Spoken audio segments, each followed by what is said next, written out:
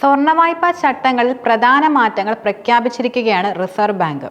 ചെറുകിട വായ്പക്കാർക്ക് വലിയ ആശ്വാസമാണ് യഥാർത്ഥത്തിൽ ഈ പ്രഖ്യാപനത്തിലൂടെ ലഭിക്കുന്നത്. MPC യോഗത്തിന് ശേഷം റിസർവ് ബാങ്ക് ഗവർണർ സഞ്ജയ് മൽഹോത്രയാണ് പ്രധാനമായിട്ടും ഈ പ്രഖ്യാപനം നടത്തിയത്. മാത്രമല്ല, ലോൺ ടു വാല്യൂ 85% ഉയർത്തുന്നു എന്നതാണ് ഈ സുപ്രധാനമായ പ്രഖ്യാപനം. നിലവിലുള്ള ലോൺ ടു വാല്യൂ അനുപാതം 75% നിൽക്കുന്നത്.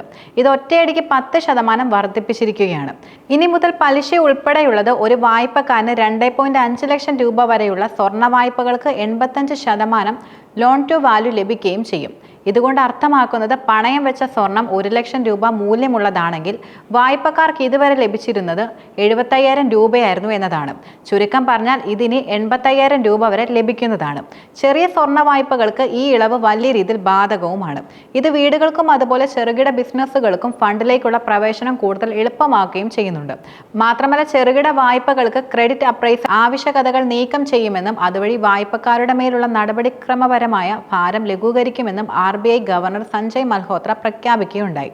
കൂടാതെ മുൻഗണനാ മേഖല വായ്പാ മാനദണ്ഡങ്ങൾ അനുസരിച്ച് നോക്കുകയാണെങ്കിൽ വായ്പാ യോഗ്യത നേടിയാൽ മാത്രമേ അന്തിമ ഉപയോഗ നിരീക്ഷണം നിർബന്ധമാക്കുവാനും കഴിയുകയുള്ളൂ. കൂടാതെ NBFC-കളുടെ സ്വർണ്ണ വായ്പയിലെ നിരവധി പ്രശ്നങ്ങൾ ചൂണ്ടിക്കാണിച്ചിരുന്നു.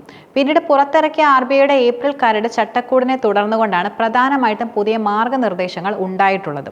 മാത്രമല്ല, അമിതമായ LTV ലംഘനങ്ങൾ, മൂന്നാം കക്ഷി ഏജന്റുമാരുടെ ദുരുപയോഗം, അതുപോലെ സുതാര്യമല്ലാത്ത ലേല രീതികൾ, മോശം റിസ്ക് നിയന്ത്രണങ്ങൾ തുടങ്ങിയവ കാരണം കൊണ്ട് സ്വർണ്ണപ്പണയ വായ്പയിൽ പരിഷ്കാരം കൊണ്ടുവരുമെന്ന് റിസർവ് ബാങ്ക് നേരത്തെ വ്യക്തമാക്കുകയും ചെയ്തതാണ്.